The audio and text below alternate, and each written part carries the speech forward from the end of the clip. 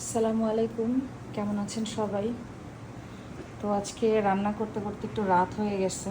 এখানে হচ্ছে আলু ঘাটি রান্না করছি 6টা ডিম দিয়ে। গতকালও আলু ঘাটি করা হয়েছিল, তো আপনাদের ভাইয়া আবার আলু ঘাটি অনেক বেশি পছন্দ করে, তো এই জন্য আজকেও আলু ঘাটি করলাম।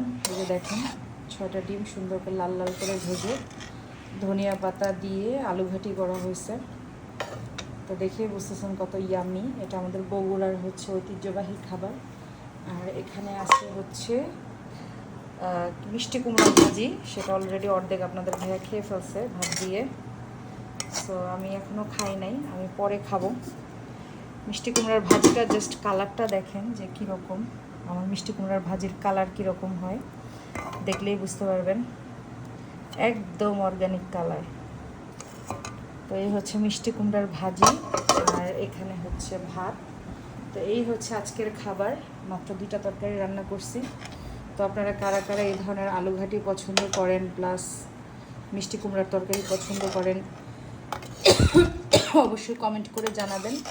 আর এই টাইপের ঝোলওয়ালা বগুড়ার ঐতিহ্যবাহী আলু ঘাটি কারা কারা খাইছেন সেটাও কমেন্ট করে জানাবেন। তো সবাই ভালো থাকবেন, সুস্থ থাকবেন। আল্লাহ হাফেজ, আসসালামু আলাইকুম।